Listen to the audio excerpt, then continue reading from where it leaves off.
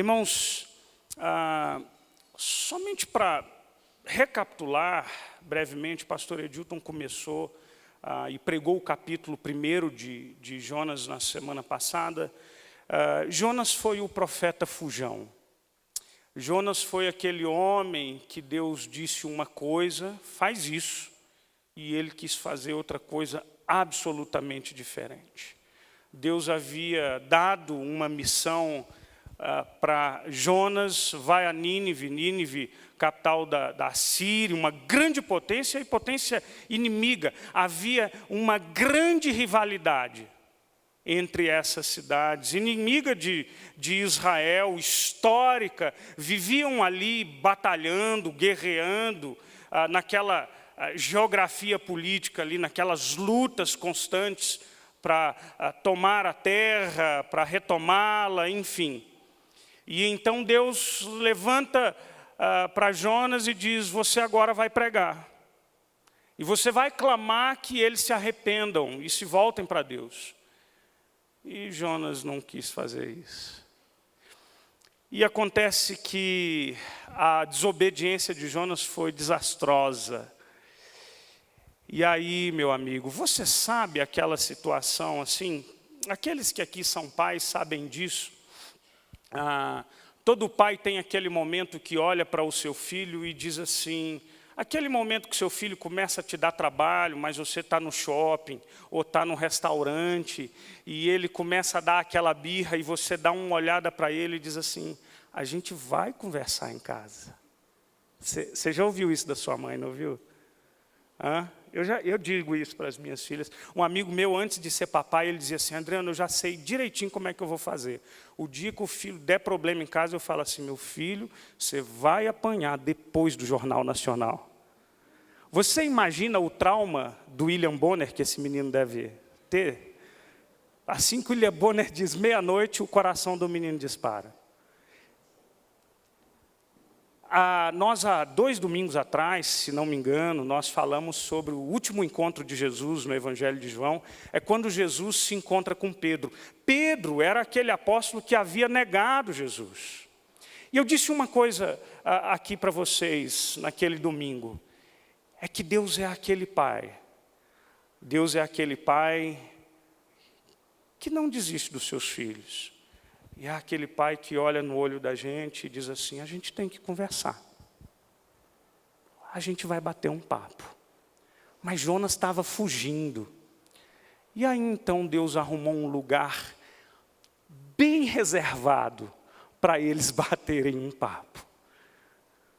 O versículo, se você ler o versículo 17, ele diz que deparou o Senhor um grande peixe para que tragasse a Jonas.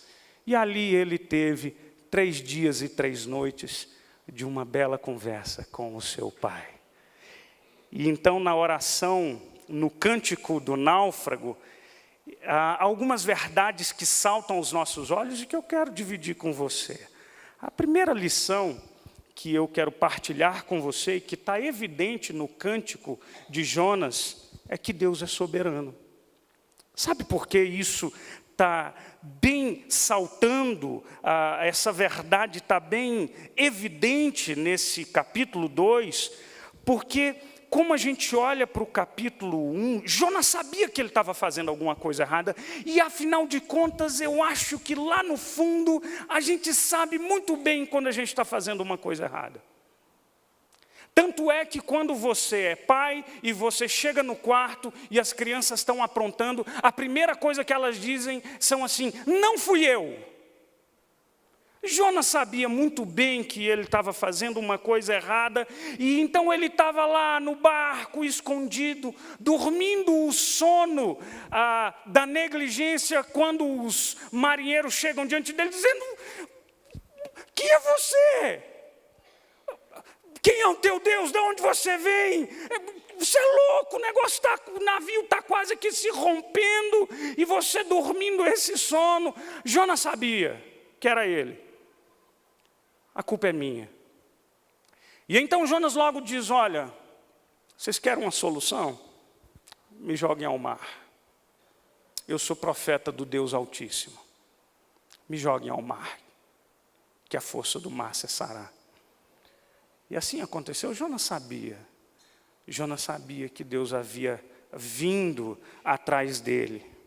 E, portanto, é interessante que quando a gente olha para esse capítulo, é evidente, lá no capítulo anterior, a resposta de Jonas é que o Deus dos céus que fez o mar era o Deus a quem ele servia. Esse Deus é todo poderoso, é esse Deus que controla as forças do mar, que sustenta o universo, que domina sobre todas as coisas, que é o autor da vida, que é o autor da sua história, que é a razão do ar que você respira, que é o motivo que te sustenta, e é que por causa dele que você está aqui. E por falar em Jonas, parece que nós estamos sendo invadidos por uma das pragas do Egito, né? Estão vendo aí? Mas não deixe que isso te incomode, tá bom? Só eu falar, tá vendo? Então vamos lá, concentra em Jonas e a gente vai que vai, tá bom? E Senhor, leva esses bichinhos daqui para não atrapalhar. Deus é soberano. E entenda uma coisa muito importante. A gente tem uma falsa sensação, e escuta bem isso, a gente tem uma falsa sensação de que quando as coisas vão bem, a gente tem a sensação de, ok, Deus está sob controle. Mas quando as coisas vão mal, a gente não está tão ok assim. A gente tem uma leve impressão de que o Senhor não está mais sob o controle de todas as coisas. Mas quando você olha no versículo 1, e agora preste bem atenção, olha lá no versículo 1, diz a Bíblia, então Jonas do ventre do peixe orou ao Senhor e disse, na minha angústia clamei ao Senhor, versículo 17, capítulo 1, deparou o Senhor um grande peixe, é o versículo 17 do capítulo 1. No versículo 3 e no versículo 4 do capítulo 2, ele vai dizer, Deus, ele está falando de Deus, me lançaste no profundo do coração, dos mares, e a corrente das águas me cercou. Jonas tinha certeza e a plena convicção de que a razão pela qual ele estava no ventre daquele peixe era porque Deus o havia feito. Deus o havia colocado. No versículo 6 ele diz, fizeste subir da sepultura a minha vida, ó Senhor meu Deus. Deus é o agente de toda essa história aqui. Ele é o responsável por tudo. Ele, na verdade, é o grande protagonista que está por trás de todas as coisas. E é isso que eu e você precisamos nos lembrar com muita frequência. É que Deus é soberano na bonança do mar, mas Ele também é soberano no mar bravio e revolto. Que Deus é soberano quando estamos diante das águas de descanso, ou quando nós estamos no olho do furacão. Ele é soberano quando a gente caminha pelos pastos verdejantes, mas Ele também é soberano quando a gente anda pelo vale da sombra da morte. A sensação que a gente tem é que Deus, nos momentos em que as coisas não vão bem, a nossa alma automaticamente se pergunta, Senhor, onde estás? O Senhor me abandonou? Olha a minha vida como está. A sensação que a gente tem é essa. Mas o que Jonas está mostrando, ensinando e mostrando para mim e para você, é que a despeito de qualquer situação, ele está sob o controle de todas as coisas. Deus nunca é pego de surpresa. Deus nunca é tomado de assalto por uma situação que Ele não desconheça. Ele sabe de todas as coisas, e como diz o belo Salmo de Davi, Senhor, Tu me conheces, sabes quando me assento, quando me levanto. Conheces o meu deitar, o meu falar. A palavra ainda não me chegou à boca e o Senhor as conheces todas. Ele é soberano. Há uma cena belíssima no livro de Apocalipse, no capítulo 5.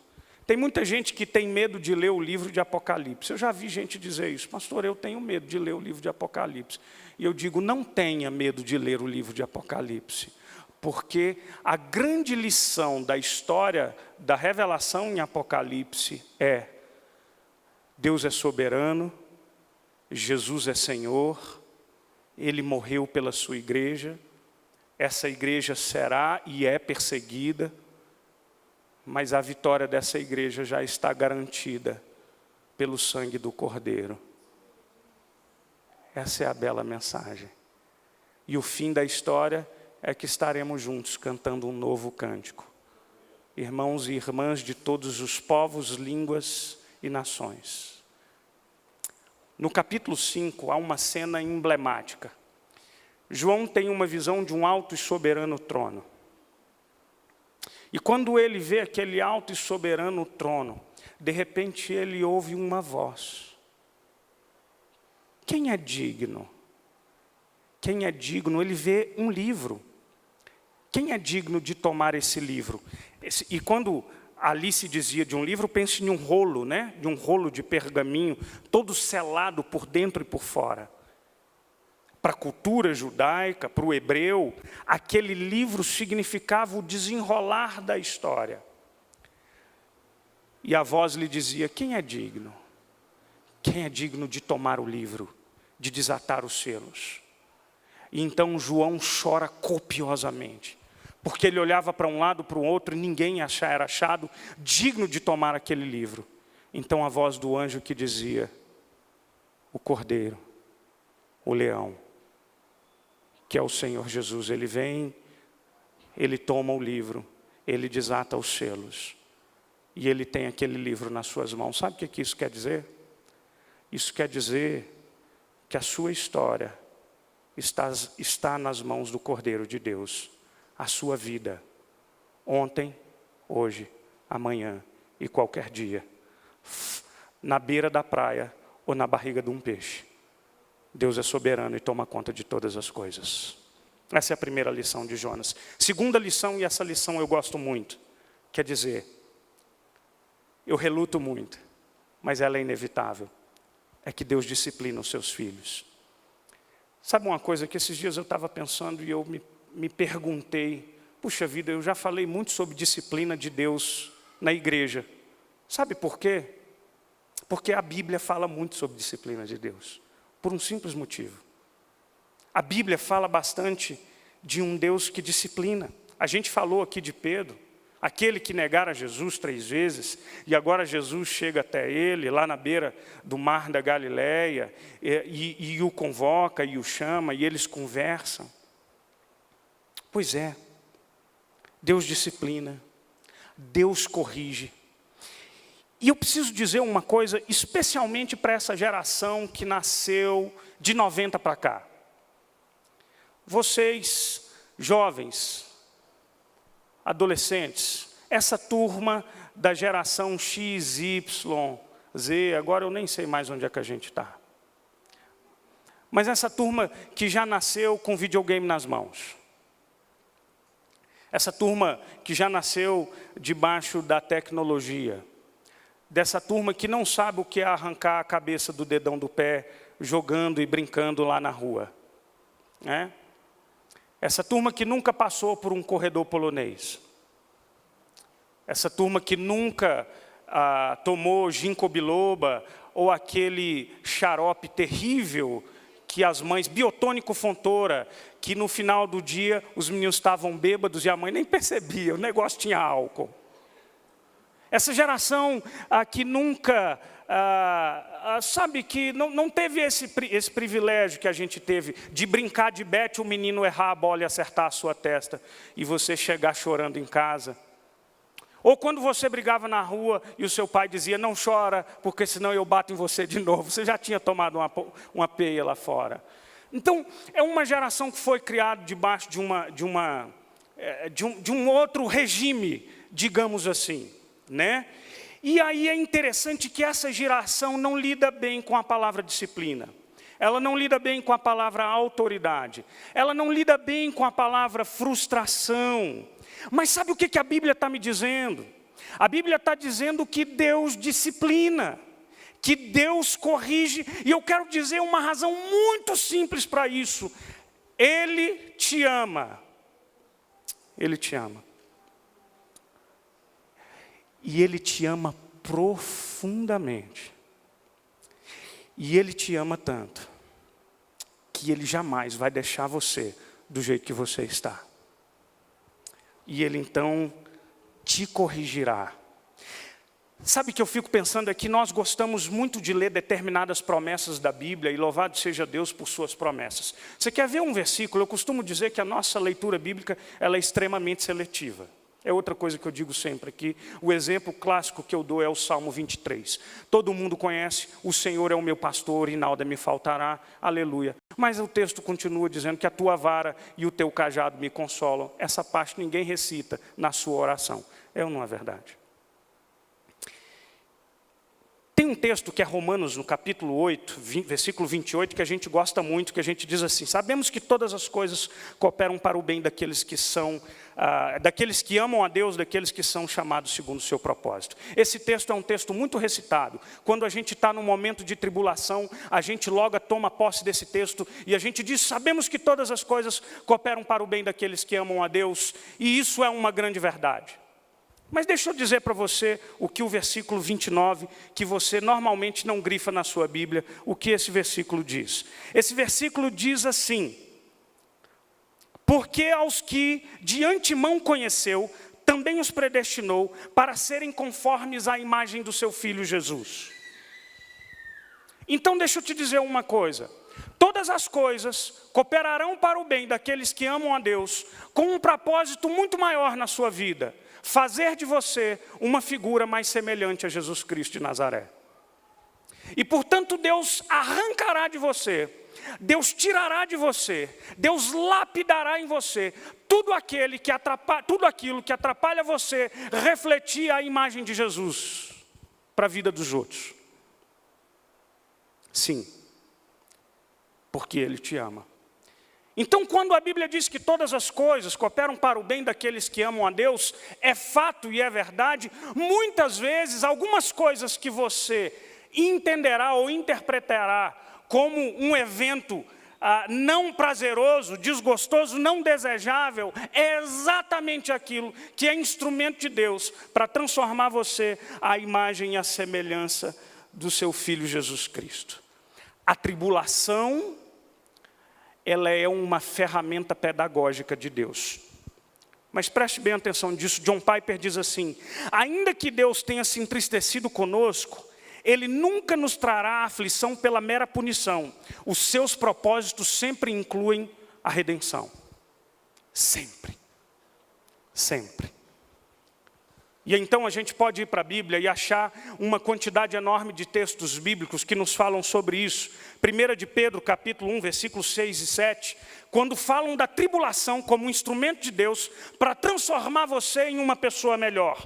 Nisso exultais, embora no presente, por breve tempo, se necessário, sejais contristados por várias provações, para que uma vez confirmado o valor da vossa fé, muito mais preciosa do que ouro perecível, mesmo apurado por fogo, redunde em louvor, glória e honra na revelação de Jesus Cristo. Ou, como diz a Bíblia lá em 2 Coríntios 12, a minha graça te basta, porque o poder se aperfeiçoa na fraqueza. De boa vontade, pois, mais me gloriarei nas fraquezas, para que sobre mim se repouse o poder de Cristo. Romanos 5, 3 e 4, e não somente isto, mas também nos gloriamos nas próprias tribulações, sabendo que a tribulação produz perseverança, a perseverança experiência, e a experiência esperança. Tiago 1,12, bem-aventurado o homem que suporta com perseverança a provação, porque depois de ter sido aprovado, receberá a coroa da vida a qual o Senhor prometeu aos que o amam. Ou se você quer um texto bem direto, Você pode ler Jó 36:15. Olha o que Jó diz. Jó é aquele homem que sofreu muito mais do que nós todos aqui, de uma só vez. A Bíblia diz: ao aflito o livra por meio da aflição e pela opressão lhe abre os ouvidos. Você tem alguma dúvida de que Deus disciplina a gente? Você tem alguma dúvida de que Deus usa a sua correção? Ele corrige. E eu quero te chamar a sua atenção para uma coisa.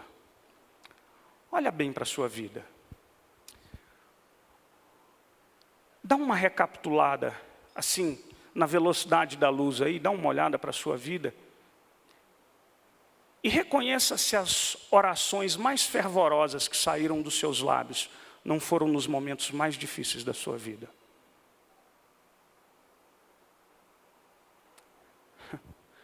Pense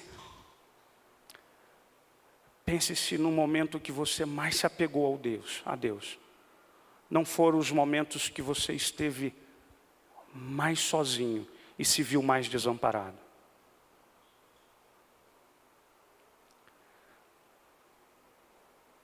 Pense se no momento em que mais você clamou a presença da luz, não foram momentos que mais você viveu na escuridão. Sim. A tribulação, ela joga a gente no chão, ela arrebenta a nossa segurança, ela nos transforma em cacos, ela nos faz olhar para o alto e dizer: tem piedade de mim, Senhor. Deus faz isso, e Ele o faz porque Ele nos ama. Sim, Ele nos ama. Ontem a mocidade estava reunida ali no seu último evento do ano. E então um momento que eu estava sentado numa mesa e eu estava conversando, estava batendo um papo, e o Herbson é o meu auxiliar para assuntos narnianos, né? Para assuntos do C.S. Lewis, Nárnia e etc. E aí eles estavam falando de um evento lá do livro, a Nárnia, as Crônicas de Nárnia. A Disney, acho que foi a Disney, né, filmou, e já foram lançados 2 ou 3 filmes, acho que 3 filmes, das Crônicas de Nárnia. Vale muito a pena ler. É um texto belíssimo do C.S. Lewis, uma ficção que conta de uma forma muito lúdica a história da redenção, a obra de Deus sobre as nossas vidas. Mas, enfim, é um texto belíssimo. E há um dos filmes, e eles estavam comentando isso, e quando eu fiquei curioso, cheguei em casa, peguei o livro, o livro que é A Viagem do Peregrino da Alvorada, é um dos volumes da Crônica de Nárnia. E tem um personagem no livro chamado Eustáquio. Eustáquio é um menino chato, desagradável.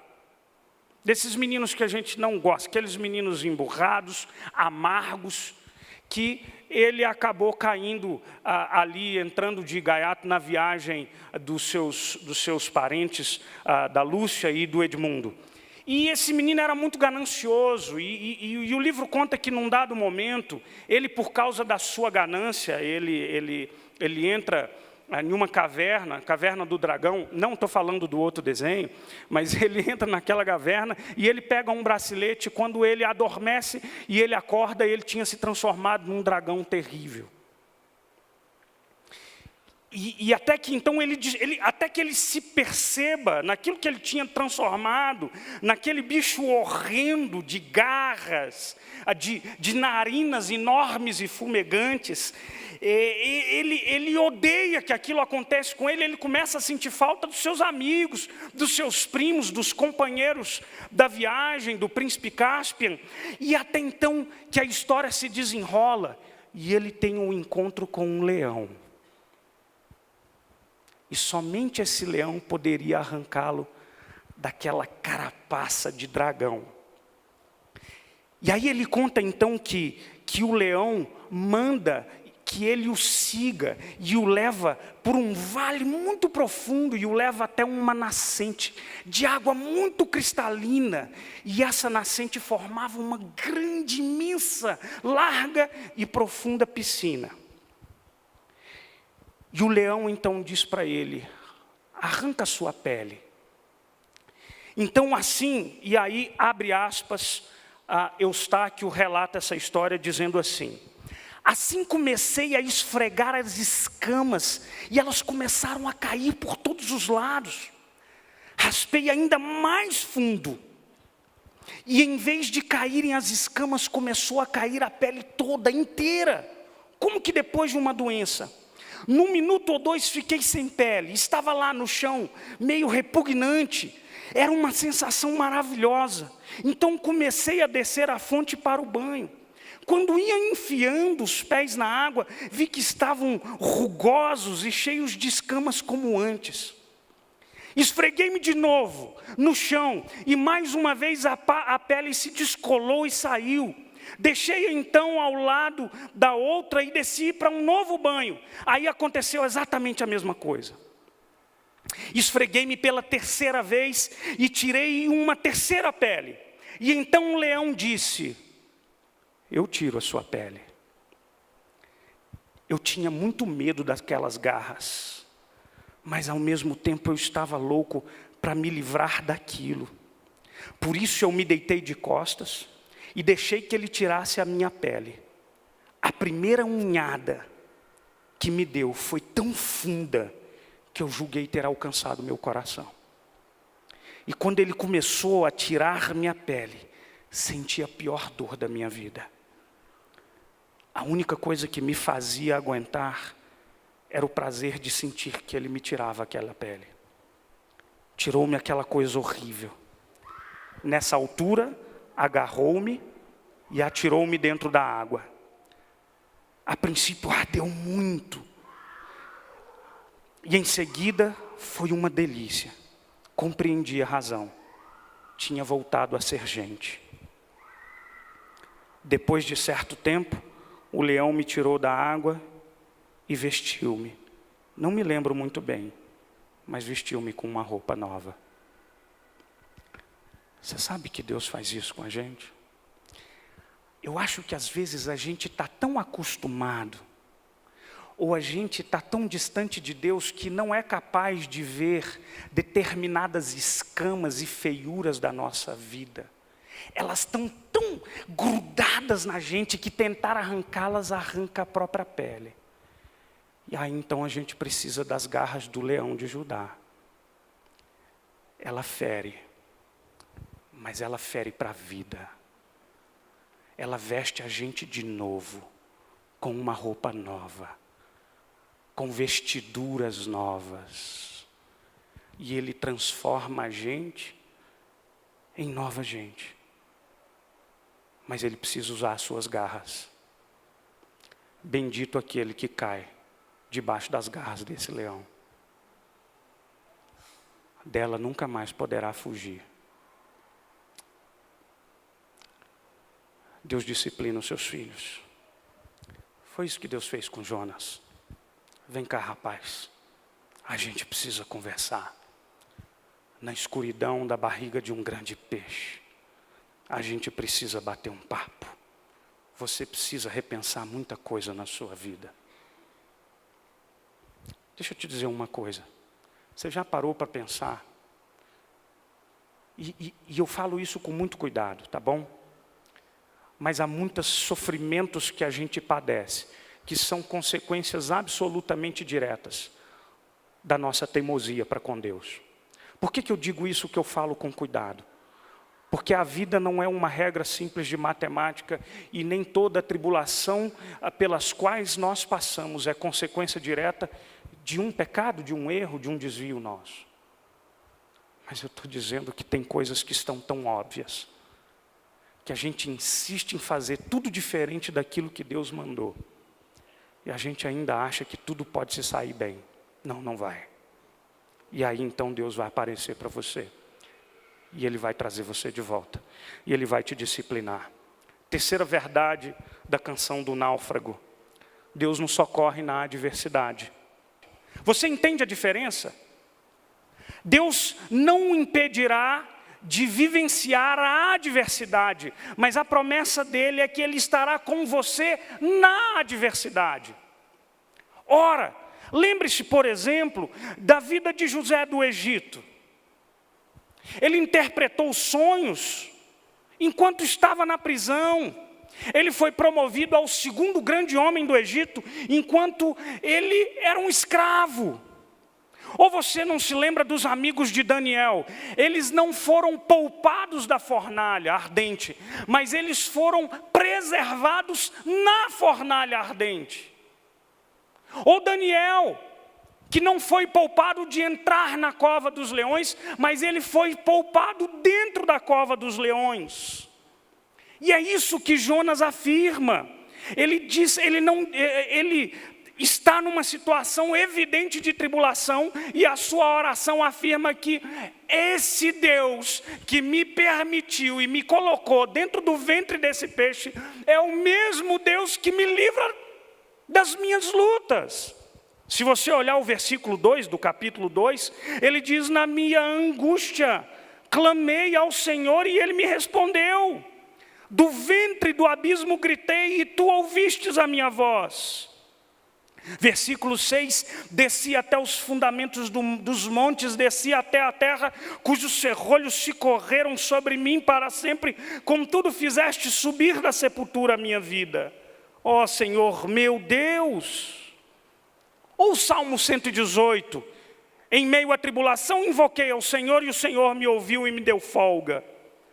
Ou o Salmo 18, versículo 6, na minha angústia invoquei ao Senhor, gritei por socorro ao meu Deus, e Ele do seu templo ouviu a minha voz, e o meu clamor penetrou nos seus ouvidos.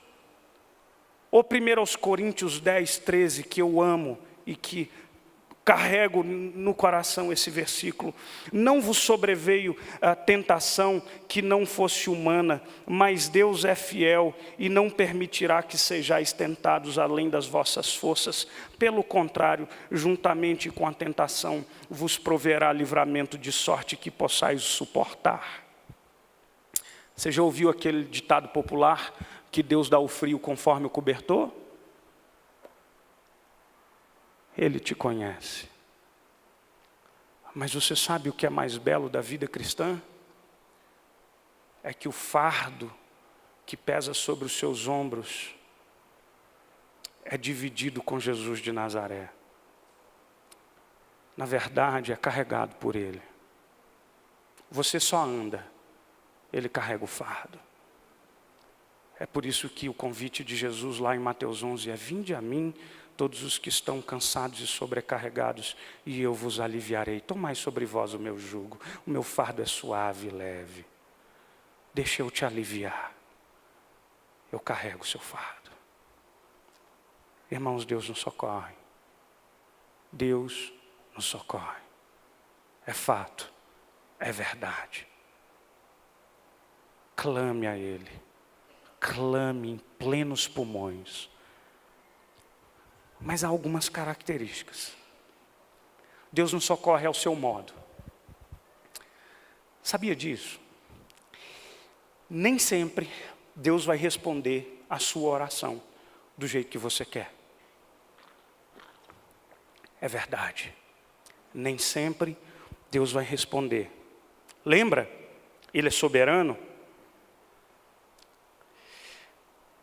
Se você olhar esse versículo aqui, talvez você vai achar que o livramento está lá no versículo 10. Falou, pois, o Senhor ao peixe, e este o vomitou na terra. Você vai pensar assim: puxa vida, então Jonas orou e Deus o livrou da barriga do peixe. Não, a barriga do peixe foi o livramento de Jonas. Já parou para pensar isso? Senhor, mas que livramento desagradável, asqueroso, escuro, úmido, fétido. Pois a barriga do peixe foi o livramento de Jonas. Sabe por quê? Porque se você ler os versículos 2 novamente, ele diz assim: pois me lançaste no profundo e no coração dos mares.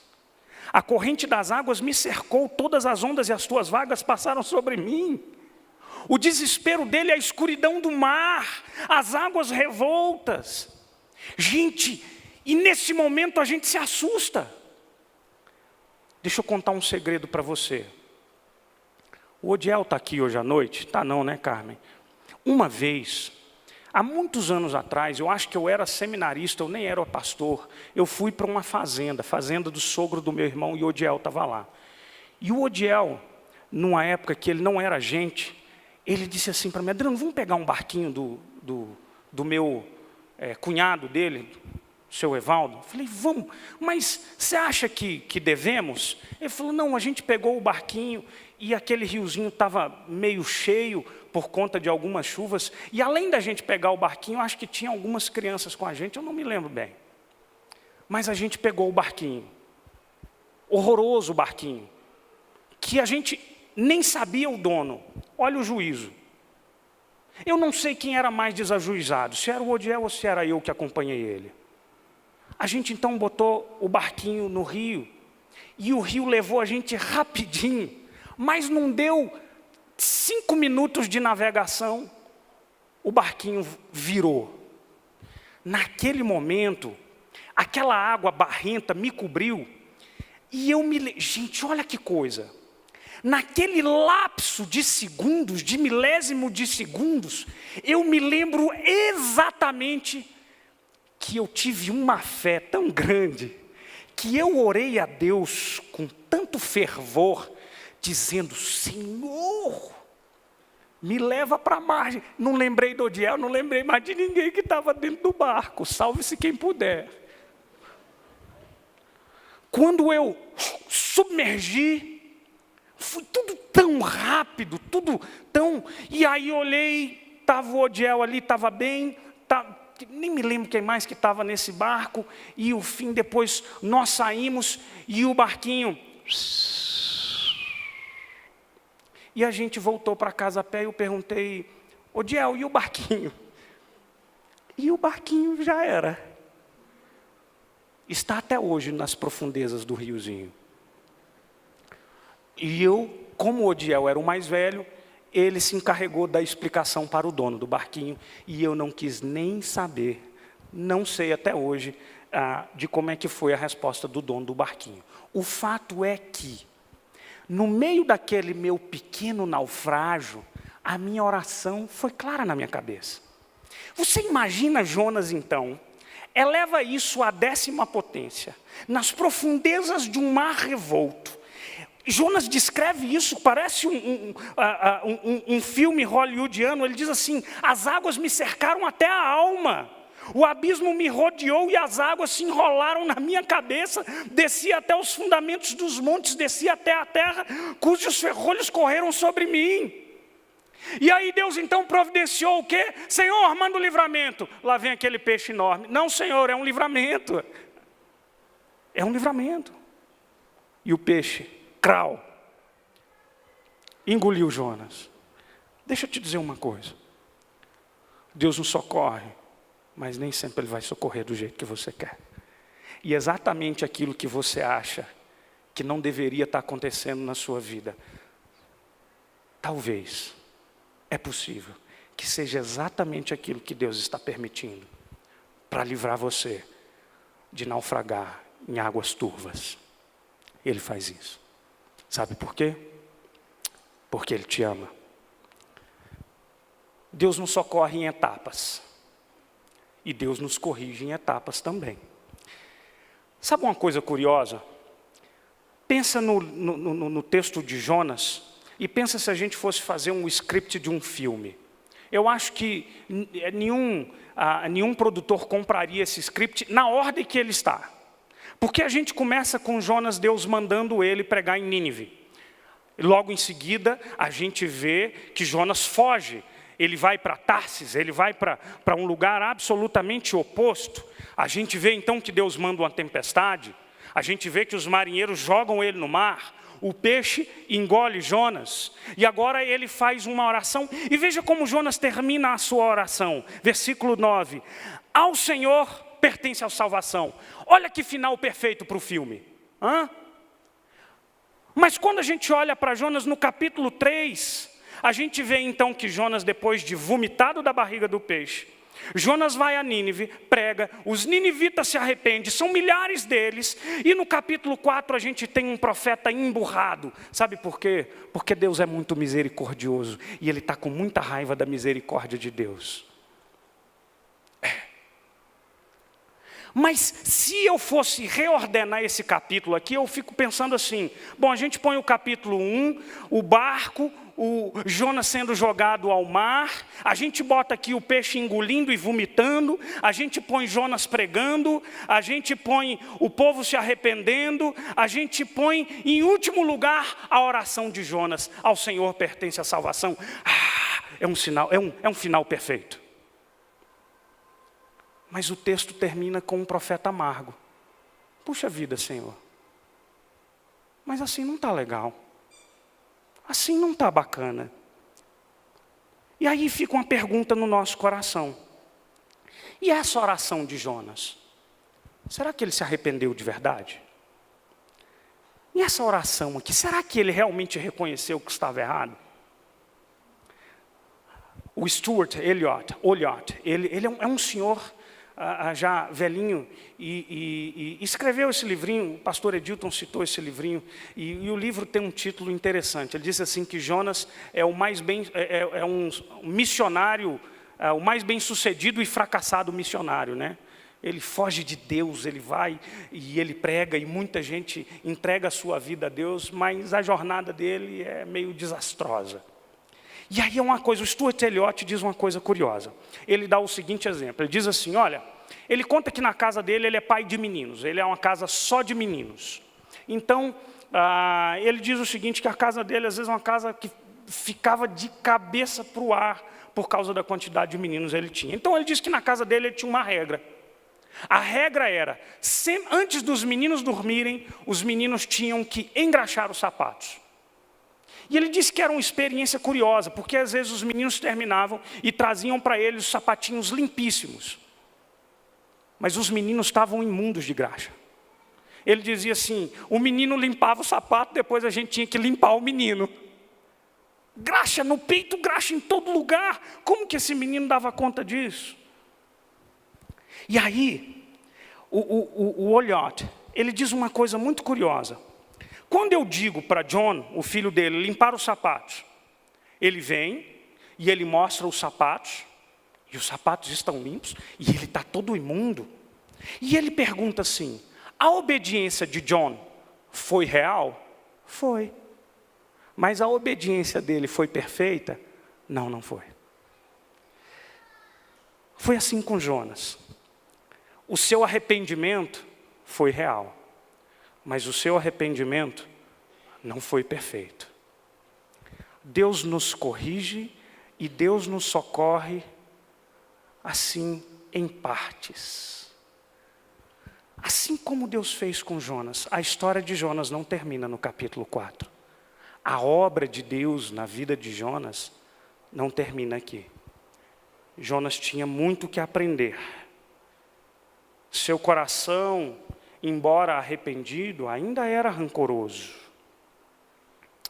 Jonas talvez seja muito parecido comigo e seja muito parecido com você. A obra que Deus começou em mim e em você não acabou. O nosso arrependimento foi verdadeiro? Foi. Mas ele foi perfeito? Não, não foi. E é por isso que Deus ainda precisa te corrigir. Você ainda tem escamas feias, duras e profundas. E é por isso que o socorro de Deus anda lado a lado com a sua disciplina. A justiça de Deus anda lado a lado com o seu amor. Sim, Ele ainda tem uma obra para fazer em você. Mas deixa eu te dizer uma coisa, uma boa notícia, a melhor de todas.